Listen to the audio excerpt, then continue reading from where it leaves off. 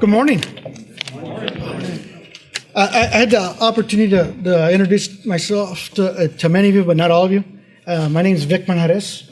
I'm the director for the Center for Law and Human Behavior. And so part of this symposium, or part of this grant, falls under our Center for Law and Human Behavior. And our center is really geared at the Homeland Security enterprise and law enforcement in general on that. So all of our research is focused in those areas to be able to do things that hopefully improve the life of the men and women that are particularly represented by this population. So we're real happy to bring stuff like this that's an interest to all of you. And so with that, I would like to invite Dr. Stephen Chermak up to the podium, and thank you, sir.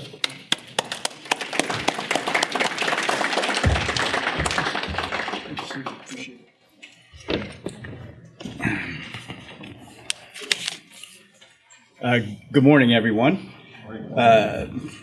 Just want to start first to thank Vic for the invitation and coordinating this, and he's been great to work with, and really came and told us to talk about what sorts of things we're working on now and generate some ideas and discussion. And like he just said, both Ryan and I are really interested in what you think and what we're missing and whether or not it's helpful, because it sort of translates back into how we sort of approach our work as well as how we present our work. I'd also want to just thank, before I get started, all of you for taking time to join us today. I know how busy you are. I know the 1,000 of things that are on your schedule and all the work that you do, the important work that you do. And so to take time and a good part of your morning to come here, I really appreciate that. And so I hope both Ryan and I hope that we make it worth your time. We're doing it in two short sessions, and Ryan and I collaborate a lot on different issues, and during the questions and answers, he'll jump up and may say, hey, have some input, and I might do the same. But I'm going to focus first this morning on just sort of the offline behavior of domestic extremists in the U.S., talk about a variety of different issues, and then in the second session, we'll focus more on sort of some of the online activities of extremists in the U.S. Just in terms of this session, I'm going to focus a little bit talking about briefly about sort of researching terrorism and what that means in the U.S. and how that's changed. I'm going to talk about the extremist crime database, which is what I use and created to sort of think about these issues about domestic extremists in the U.S. And then we'll talk about three specific issues. I want to talk a little bit about the criminal activities of far right, far left, and Islamic extremists in the U.S. I'm going to talk a little bit about lone actor terrorism and the severity of their attacks. And then I'd like to conclude with talking about some of the strategies that are used effectively to fail and prevent terrorism and what's worked over time. So I thought it's probably best to start here. It was just over about 20 years ago when Al-Qaeda committed one of the most devastating acts of transnational terrorism in the U.S., targeting iconic symbols of the U.S. government and leading to the death of 3,000 people. We talk about a lot of different impacts of that particular day, but importantly, the September 11th attacks essentially reshaped how scholars, how academics invested in the study of transnational terrorism. And I just wanted to demonstrate it with this. So there's been now, since 20 years has passed, academics like to retrospectively look at things and do a review of everything that's been done on terrorism. And you can see the impact on both the quality and breadth of what we know about terrorism because of that. That is, just within the last 20 years, the entire body of research on terrorism has been published. 90% of the body of research on terrorism has essentially been published in the last 20 years. There's still about 3 or 4 books written come out every day about the topic.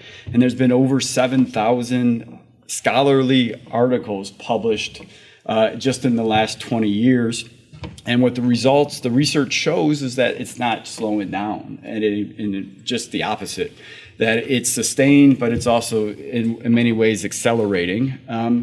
And the breadth part is also pretty interesting because no longer is the study of terrorism discipline specific. That is, back in the 90s when I was studying paramilitary survivalists, militia groups, and what they were doing, most of my outlets for my work were in terrorism journals and some criminology journals. But now what we see is terrorism-related articles appearing in economics journals, in law, arts, and humanities journals, in computer science, in medicine and other things. And this last issue about the impact of terrorism journals, which is a good thing, is that their impact has decreased. That is, that's not the only place where people are going to understand terrorism. That is, they're publishing things in a variety of different disciplines. It's opening up a much broader discussion about what's happening and what terrorists do and what we can do about it. I just want to talk a little bit about why that is, and primarily the issue becomes down to funding. That, again, after the 9/11 attacks, there was extraordinary amount of research funding that became available through the Department of Homeland Security as well as other government agencies. But the other thing is we figured out a way to study terrorism that was unique, and that is by using essentially open source information to build a database to start asking questions about things we don't know about terrorism yet.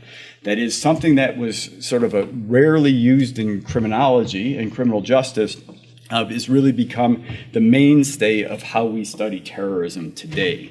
And so that is essentially using publicly available, accessible information, and we reconstitute it into event-level characteristics, perpetrator, target, and victim characteristics, group characteristics, to tell a story about what we're learning about what's going on with terrorism and extremists in the U.S. and other places. And so some examples include the Extremist Crime Database, which I'm going to be talking about, the Extremist Cybercrime Database, with Dr. Scrivens will talk just briefly about. You may have heard of the Global Terrorism Database, and there's several others out there all using sort of this strategy. And so as well as it impacting sort of how law enforcement and intelligence analysts sort of relying on public source information, researchers are increasingly doing it and using it. And so not only in the terrorism area, but we see that study other rare events like mass shootings and school shootings, among other things, to use these tactics to study these unique events. So I'm just going to talk briefly. I really want to get to the content, but I want to just give you a little bit more background. So if you have questions, but in terms of what is the Extremist Crime Database, we've gotten funding since about 2008 to build what is a national database, an open source database that tries to capture the criminal activities of political extremists in the United States. And so we include events since 1990 up to almost real time, up through 2020 are cleaned and sort of in the database. We're in the process of cleaning 2021 cases currently, and we'll continue moving forward in terms of building out the database. In terms of the types of events that get into the database, obviously violence with homicides, with a heavy emphasis on homicides. You know, our funding started and sort of just incrementally grew. So we started with simply including far-right homicides back in 2008. And then over time, we've received a variety of other sources of funding to sort of build from there. So it not only includes homicides, but we include bombings and arsons, failed and foiled plots, which I'll talk some about later in the presentation. And it's also, the ECDB is unique, is that we include financial crimes committed by extremists as well as material support, and we try to link some of the financial activities both from an organizational and individual level in terms of how it impacts the violence that may be caused by extremists. And then, again, we've expanded to include both far-right extremists, far-left, as well as Al-Qaeda and associated movements are all included within the database. So in order to get in the database, we have two inclusion criteria. One's a behavioral criteria and the other is attitudinal. So for us, it has to be a crime that actually occurred. It has to be something more than hearsay, and it had to occur within the United States after 1990, and we had to identify it in some open source. And then the attitudinal criteria is important. That is, we have specific definitions of what is a far-right extremist, what is a far-left extremist, what is an Al-Qaeda, and sort of these criteria have to be met for it to be included. And then I raised this last issue about ideological versus non-ideological motivation because it's a really important and interesting part of the types of data that we have. That is, oftentimes, right, we want to establish motive. We want to establish whether or not their extremist ideology played a role in the actions that they did. And so oftentimes what we would see is that somebody may be a white supremacist, they might be a sovereign citizen, but they may commit a non-ideological murder. In a domestic violence situation, they may kill their partner or something along those lines. We didn't want to lose that data, right? That the fact that we wanted to know that they were violent, but they were committing non-ideological events. So we also include non-ideological acts in the database. But if a sovereign citizen murders a police officer at a traffic stop, we'd call that an ideological event because their extremism is driving that violence.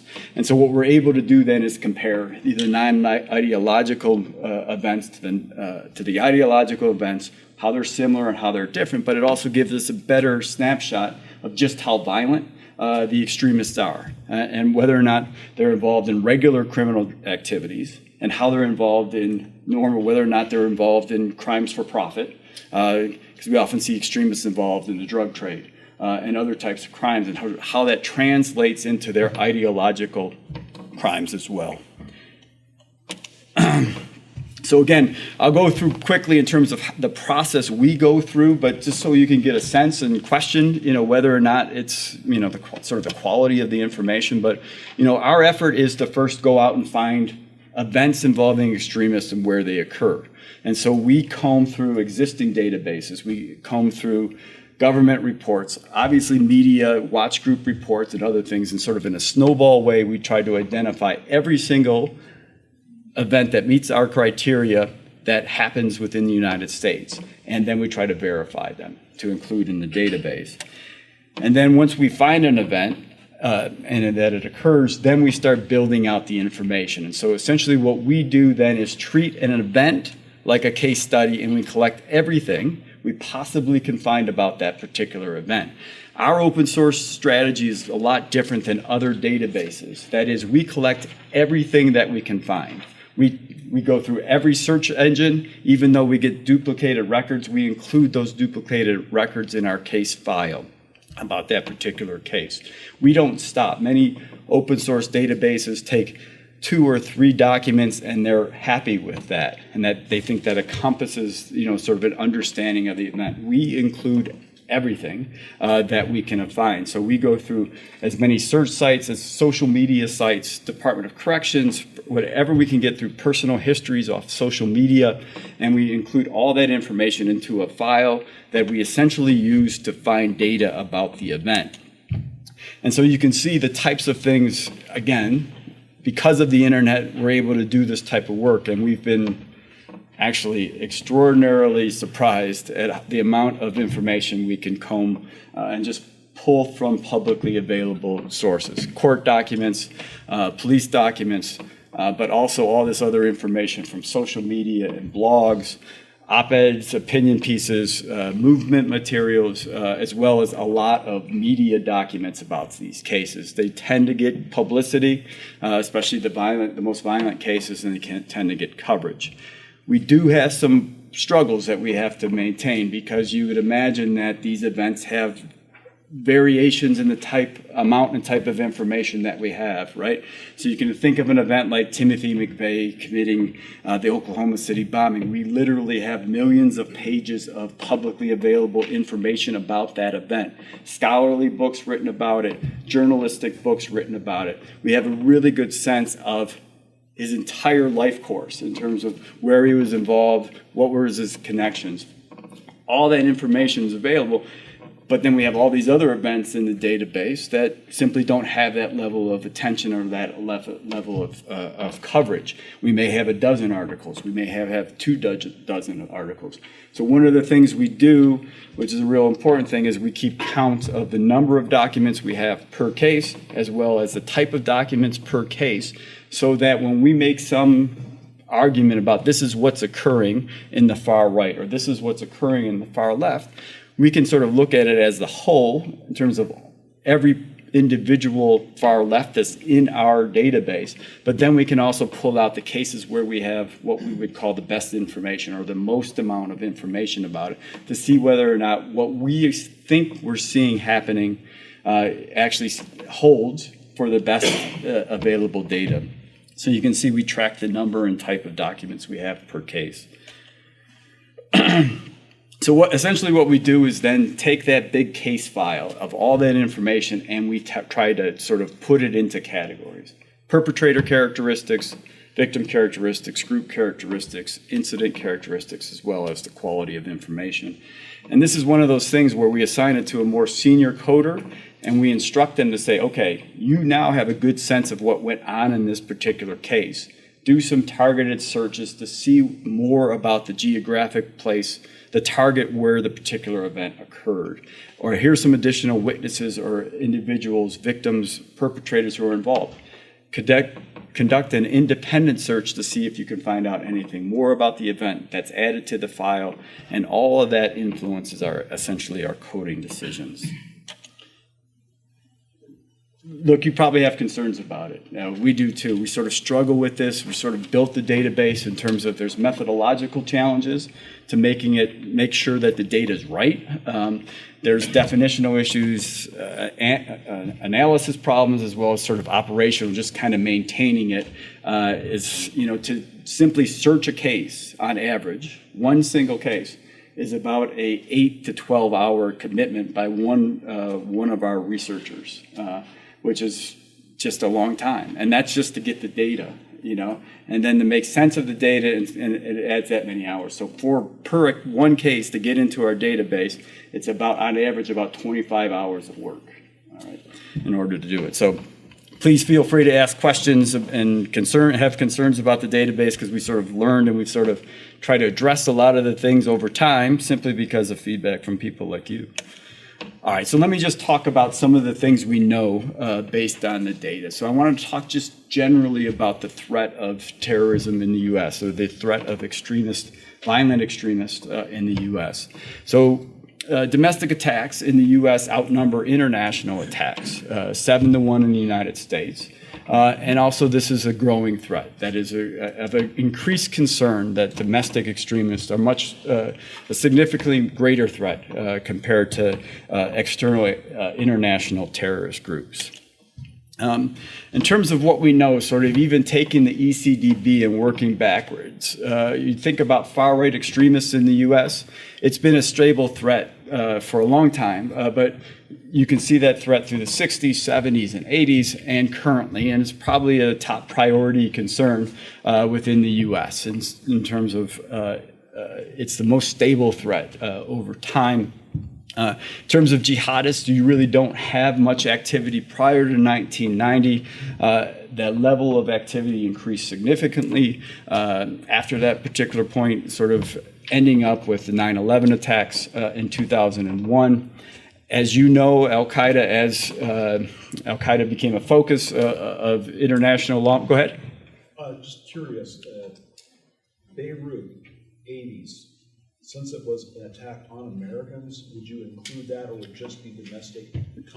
It's great. Yeah, it's a great question, and that would be considered international terrorism because of where it occurred. So, in terms of where we put it, we would put it not as a domestic, but as international. Okay. But important though, also in terms of thinking about it, because this point about jihadists, right? So Al Qaeda dwindles in power, right? Bin Laden is gone. The organization globally is in disarray, right? I mean, it still has some strongholds in the Middle East, still have the U.S. as a target, and that's sort of an evolving concern. Same thing with like ISIS, right? ISIS losing some power, rising to its peak of power, some dysfunction, but pulling together. And the question is whether or not, and how does that translate to on-soil threat versus an international threat, right? Certainly U.S. targets abroad are one question, and they're significant. We're focused more on domestic targets and when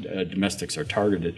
This issue of homegrown radicalization is significant because of the internet and because of some of the issues that Dr. Scrivens will talk about, is that, moving people towards violence, moving individuals to one, recruit, but then to adopt a radicalized version of extremism, and then moving them to violence is a significant concern, because the groups that we can talk about from the Islamic extremists to the far right and far left all see it as an opportunity to say, who could I get to do my dirty work, right? Can we push people to be more radicalized and move them to action without at risk for us?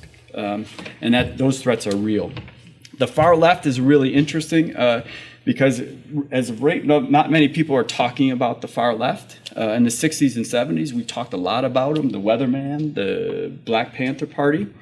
We talked about the left with the Animal Liberation Front, the Earth Liberation Front in the 90s, early 2000s. We don't talk about them much anymore.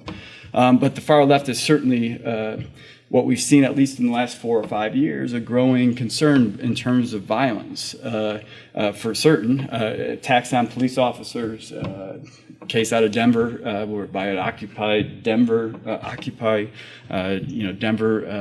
leader killing a police officer, the attacks on 5 police officers in Dallas by, I guess best we can call him a wannabe black nationalist at that time.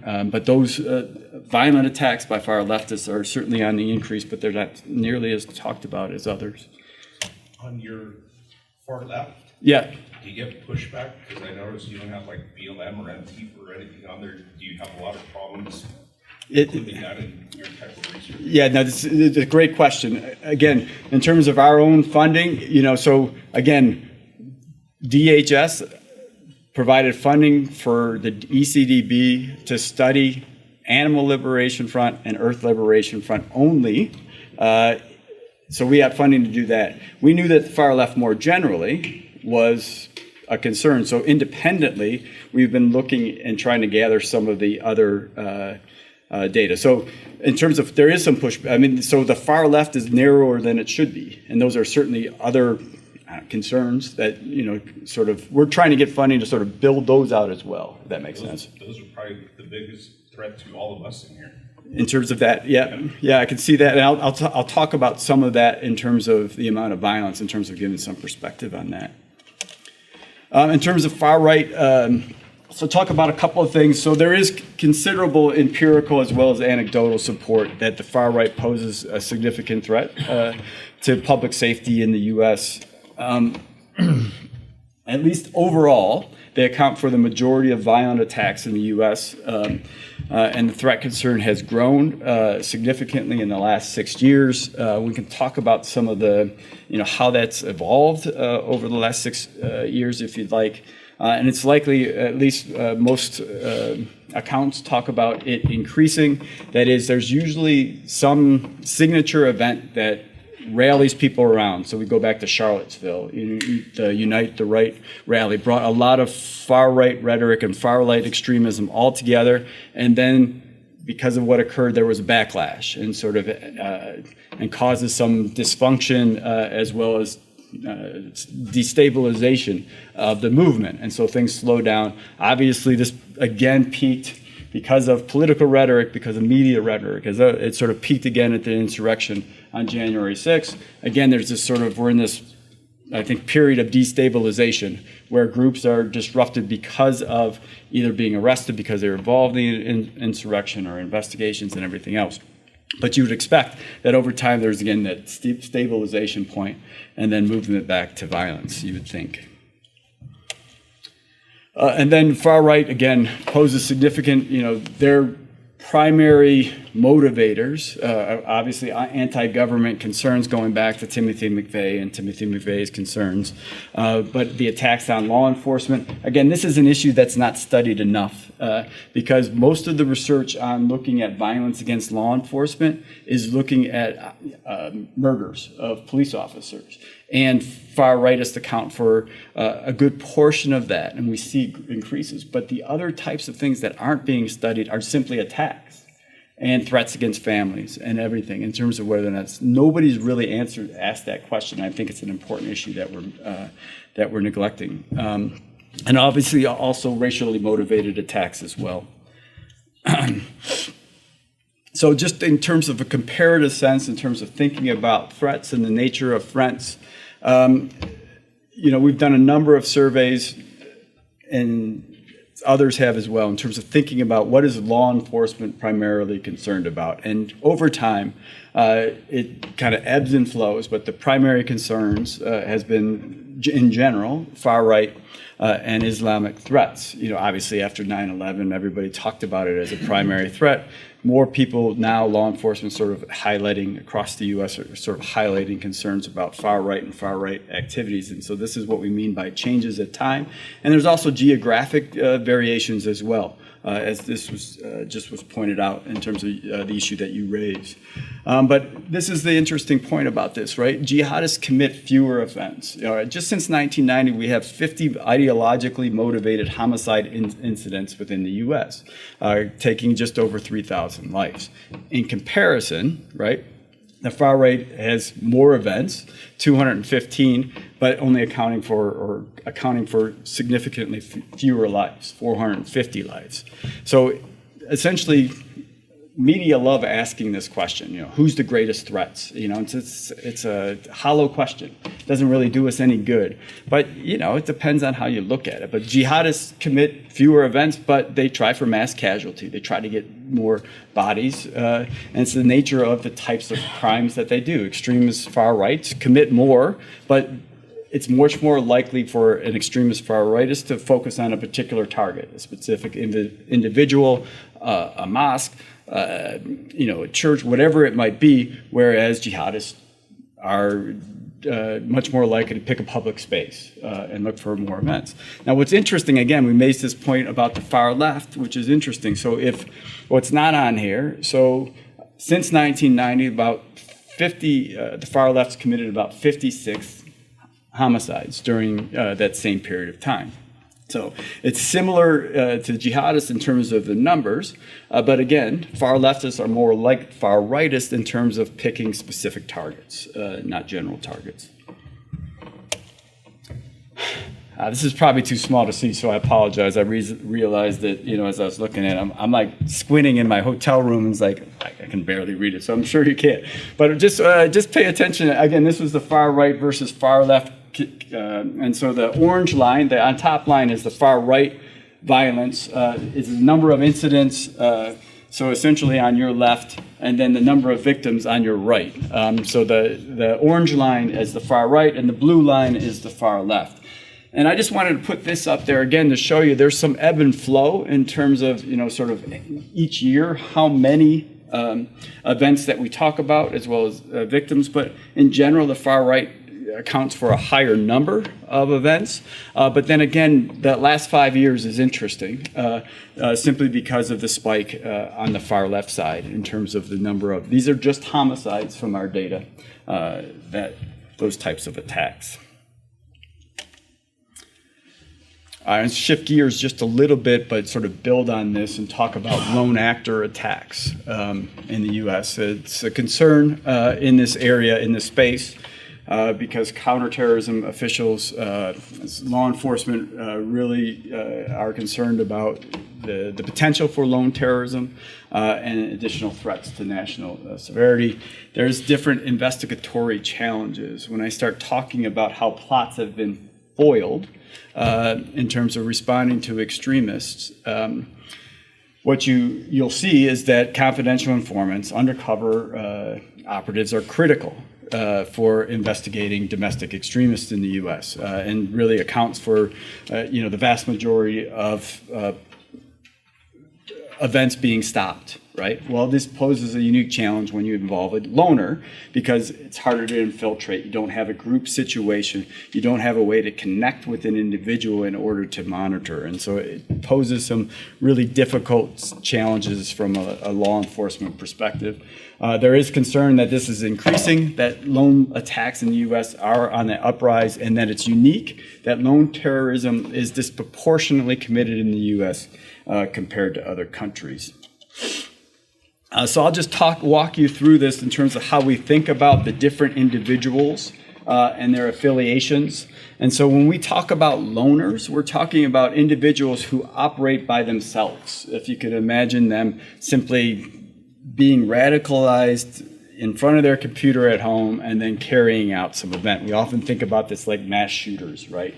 Is that there's not much connection. They don't have many social bonds across in a variety of different ways. And so they're not part of a group, they're not affiliated with a group, but they're ideologically similar to people who are active in the movement.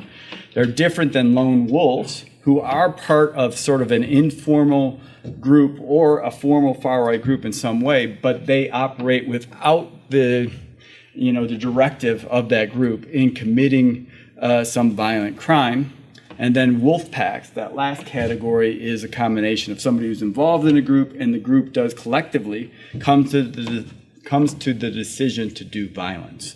And we just wanted to present, I wanted to just present that to just show that what we see is that they're different. Those different categories produce differences in who and what to expect. So loners, people who do it completely independent of others, tend to be a little bit older than the other types of perpetrators.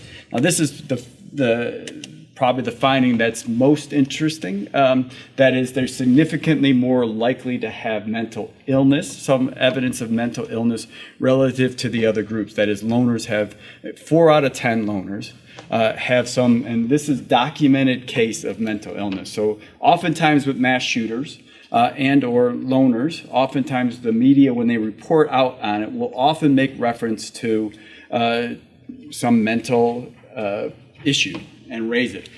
We work to verify that, make sure that there has some documented psychological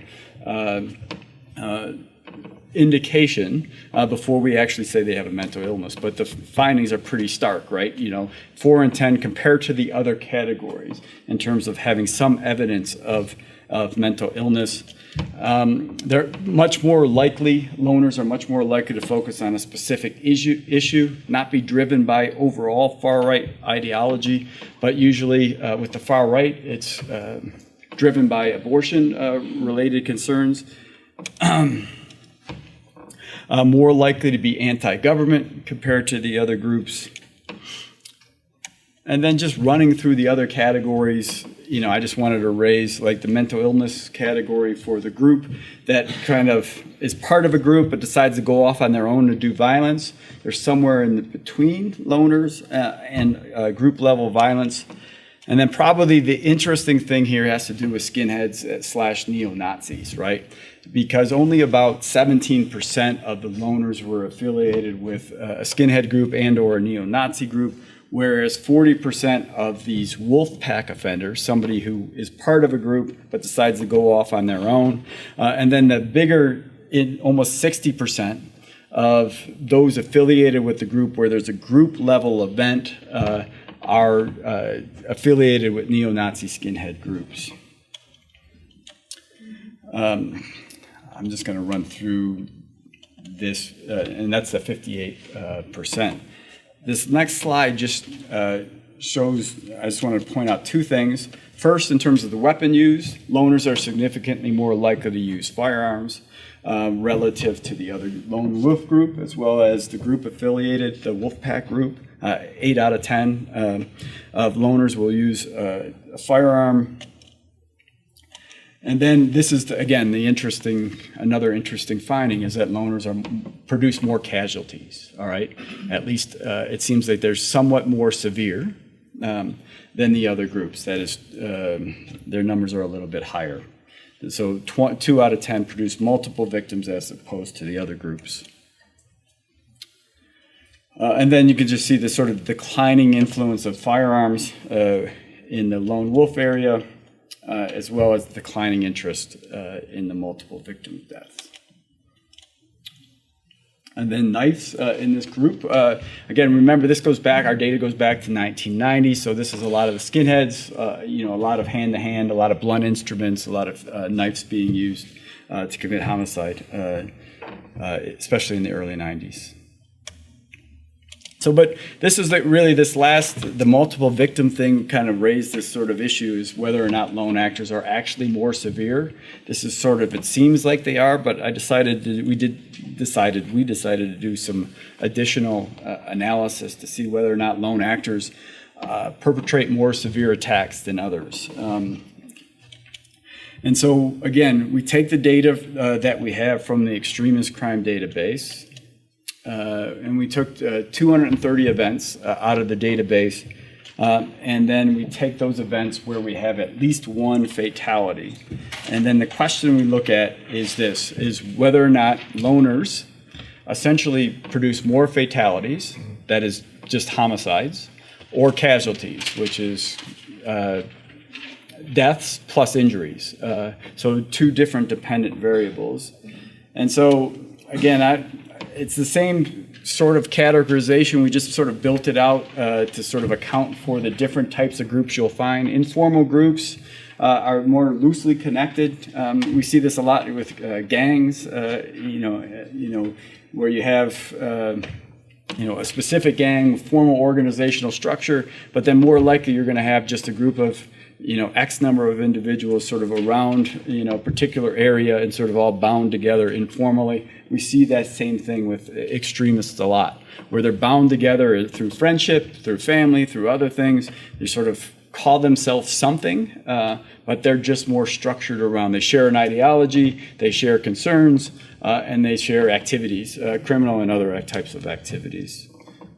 But again, not going to talk about the analysis too much, but you can ask questions if you'd like. Just a big word, negative binomial regression. Academics like to throw that stuff out like it means something.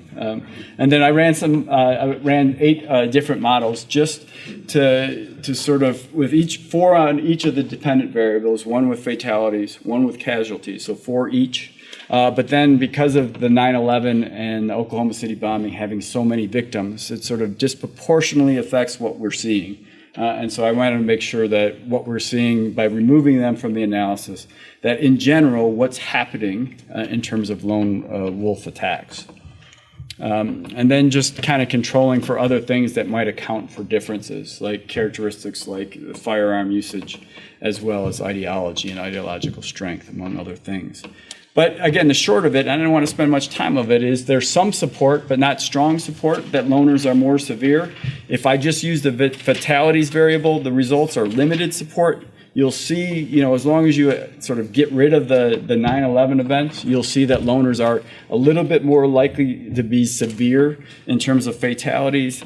But when we include injuries as well, loners tend to be, there's much stronger support for the notion that loners are different and they're more likely to commit severe attacks. Some of that is because of the weapon type, and some of it is it's less likely to be choose specific targets, right?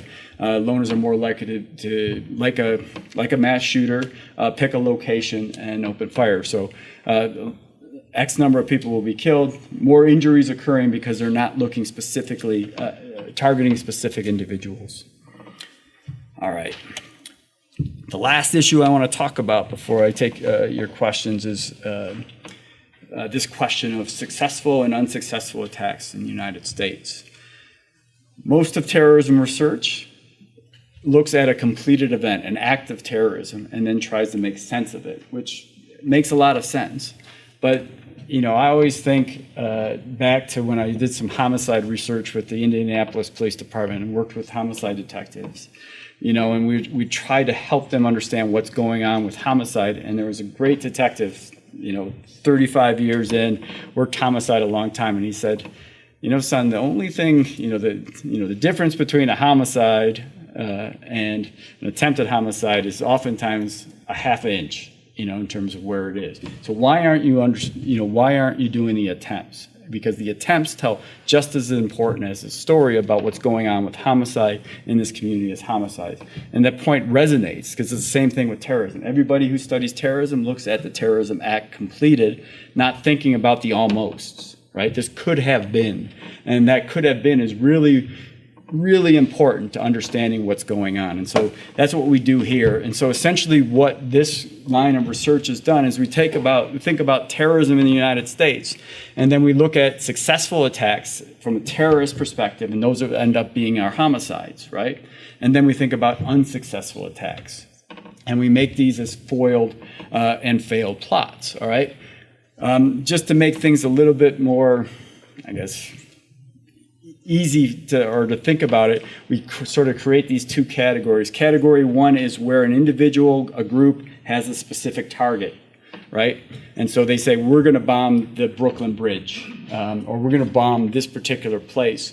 And those are category ones. When we talk about category two, it's much more general, all right? It's a group that's saying, rallying around, well, we want to kill Jews as part of it, but not really specific. There's not really a plan in place to do that, but they're talking about it and they're still moving towards that. So we sort of break those plots up in those two different categories. It helps us think about the implications from a law enforcement perspective. So just in terms of what, I wanted to show just a couple of things in terms of the homicide incidents or plots and the perpetrators.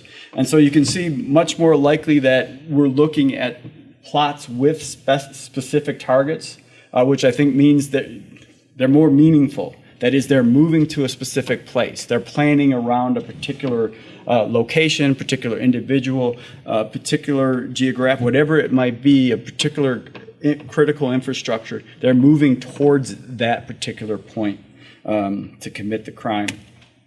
And then you can see, I thought this was interesting because the next slide is really powerful in that you see the number of Al-Qaeda, I just pulled the Al-Qaeda homicide events in the US from 1990, and obviously there's a spike corresponding to the 9/11 attacks. And all of you know what happened to law enforcement, happened to the intelligence apparatus, and everything that we did after 9/11 to make sure that there's not another 9/11 and what happened. And so probably this is a powerful slide to sort of capture to say, and look, the reason this slide is all the work that you all do and everybody who's in law enforcement, right? Because what this shows is the number of plots that increased in the US. And so you look at this over time, you see the number of failed and foiled plots almost being non-existent prior to 9/11, and then putting an apparatus in place to do something about it.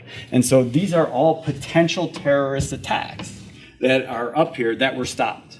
They were foiled because of the activities of law enforcement primarily, as you'll see, in terms of what explains it. And so that increase of those attacks is pretty powerful in my view.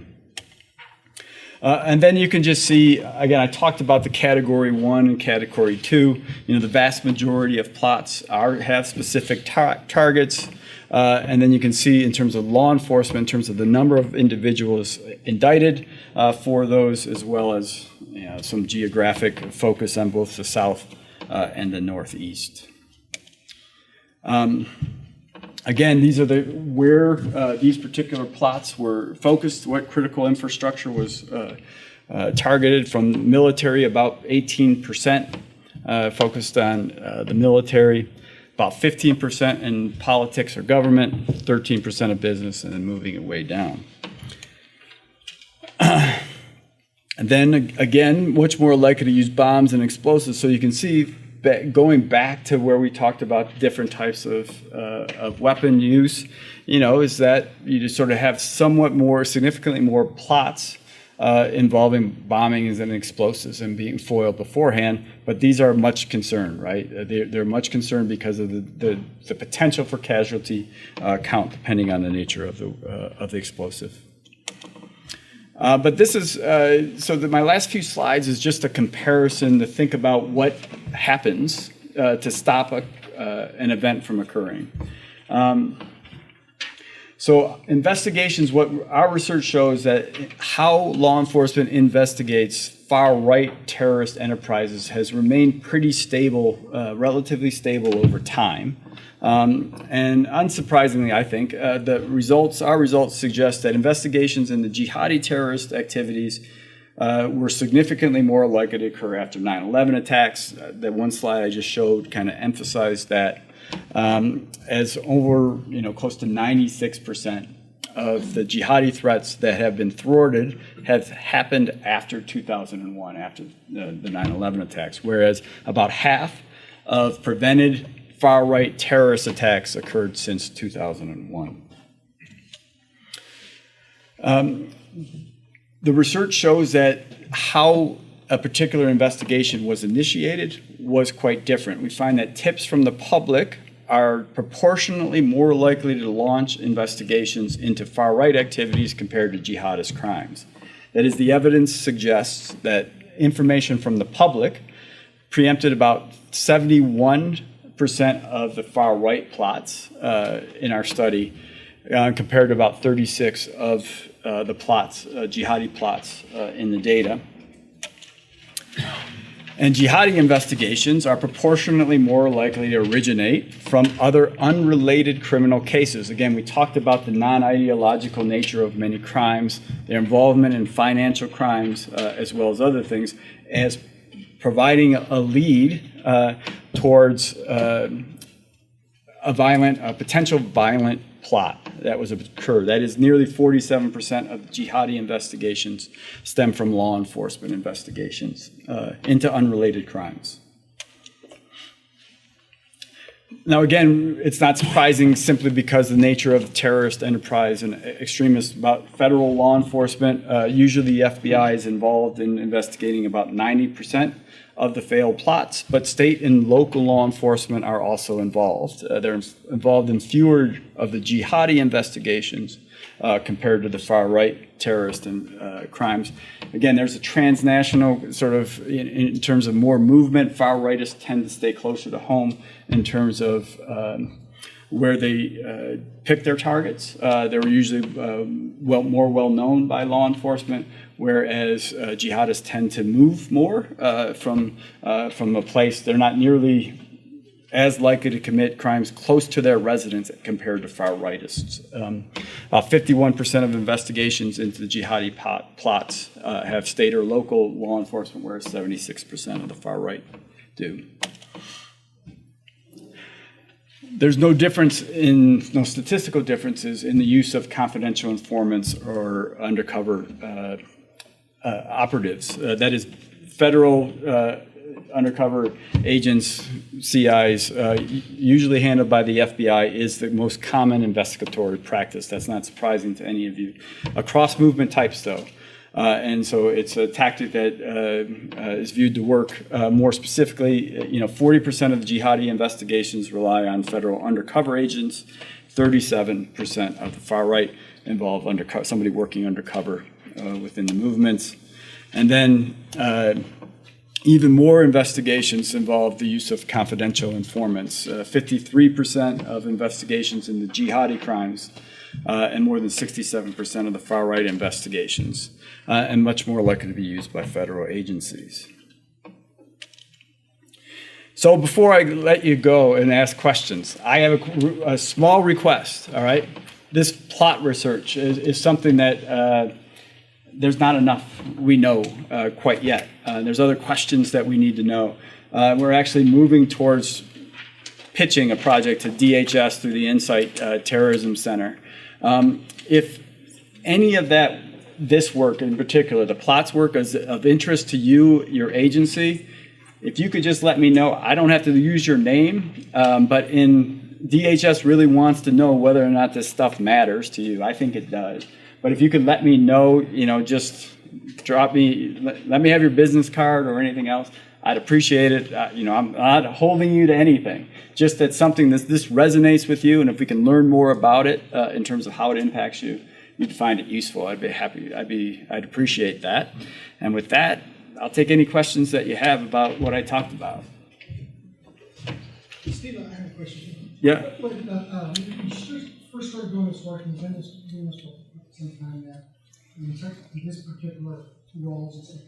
Is there anything in the findings that you found out that really surprised you that you just didn't expect? Well, yeah, I mean, I think the far left issue is something we've been struggling with, simply because, again, it's unique because you don't hear it as much. You don't hear about that. I think the attacks on law enforcement, I think it's underplayed in terms of really thinking about what we know and what we can do about that. So I think those two things surprised me, a lot. But I also think about it as sort of overall threats, right?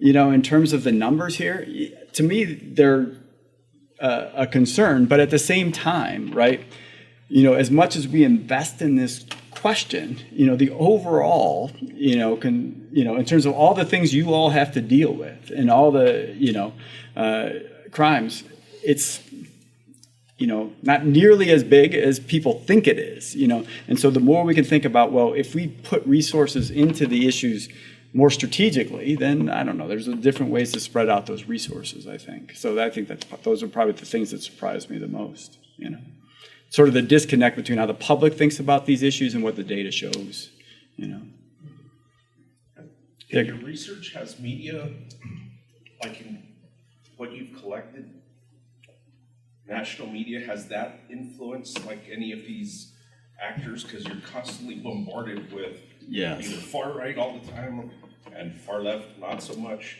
So yeah, that's a great question. And because we don't have a good handle on it, but what we know, like the radicalization in terms of what brings people into this, the rhetoric that occurs, where do they get it from, right? How does somebody get radicalized views, right? And what we do know is that what you read, social media, news media matters in terms of how you think about these issues and how you engage those issues. Now, what moves you to violence, I think is a different story. But all the radicalization literatures out there sort of breaks those things into, okay, how do you get extremist views and how do you adopt extremist views, right? Talk about QAnon and other things. How do you develop those, okay? And that's one issue. To have extremist views, look, U.S., you can have whatever views you want, right? Our concern is when you move and take that to violence and sort of move it. So I think those are two questions: the media content, social media, the discussions that occur, the political rhetoric, how people talk about it, definitely is radicalized, moves people to have radicalized attitudes. I don't know what happens to get them to move to action. That's the one question I think that we haven't done enough to sort of move to. Yeah, good. Go ahead. Question, has there been any studies done between the population that are Marxist as opposed to faith-based, i.e. jihadists, in terms of the execution laws stuff? Because a hope-based action based on a jihadist, their hope of some 70 virgins or whatever their version of their heaven is, based on their actions, that's one thing. And Marxism has got an extreme, they'll co-opt almost any movement with the intent of using violence to procure their end game. Yeah, and that's probably, Vic asked the question about what surprised me is that, the point you raise is a very important one. That is that we should think about these three types of groups differently, because they're motivated differently and the way they radicalize different. So everything, there's very little research that compares across groups, like in terms of just, we know characteristics, from demographic characteristics in terms of background, they're very different, right, in terms of where they go. But we treat them all alike. And we treat them all alike in terms of policy, in terms of how we respond to them. But I think you're right. I think there's thinking about how they get to the same place. I want to commit an extremist violent act, but through different pathways. And we don't have enough to really understand those pathways, those different pathways. We talk about some of the same issues in terms of the importance of bonds. We have, in terms of how you learn and some of the other issues, but not how there's difference across movement type. So it's a great question, really, a research question. Go ahead. I have a question. I'm not sure if you're able to answer it. So I know you guys do a lot of studies on events that have happened in the past. What about what's happening now with the amount of people from Afghan that got released, the amount of people from Turkey, and how we don't have the proper databases to fully run these individuals to actually know if they were the right person, that's coming over. Are there any studies on how that's going to impact society moving forward? Yeah, that's a great question and a great challenge. I mean, because even, we do a lot of work, in other countries are sort of kind of struggling with those same sorts of issues, and so whether or not there's predictive power, we're retrospective, right? So we're looking backwards, right? And trying to tell a story, hoping that analysts can think about it and say, okay, well, can this lead me in a direction? But it's not doing what you need it to do, is right, and how do we actually get to a point to sort of understand what's going on in real time and impacting these movements? Because you certainly think, and we've seen this, right? People who've studied the radicalization that occurred in Somali communities in Minnesota in terms of how that happened, in terms of bringing people together, how a small number of influencers tried to influence a large number of people in the communities, and then what the community did to stop it, right? But that was a just on the ground, boots on the ground sort of reaction to that in order to respond to it. But you're right, this data doesn't help you on that question at all, really. But it's really important. Yeah, because in all reality, we don't even know who really got let in. Absolutely. They really say who they are, but is that going to affect us later on? Is there any studies in the process, or is it just nobody sees nothing? Yeah, we talk about this. It's interesting in terms of the balancing about a threat versus rights, right? And so people can organize, and people can have whether you have far right views, far left, you can protest and you can do all that, and as you all know, you can't do anything about it until there's some criminal nexus, in order to actually do that work. Thankfully, we can look back on it, but what's happening in those meetings and everything else ties to that violent action. But until that violent action occurs, it's hands off. It's hands off, and so we have to wait for an act to register. And some countries don't have the same kind of delays, in terms of doing it. And so you look at how Israel responds to terrorism and how it's different in terms of how they monitor it. It's quite different simply because of that. Other questions? I need to use the bathroom. I need coffee. Steve, thank you very much. Yeah, sure.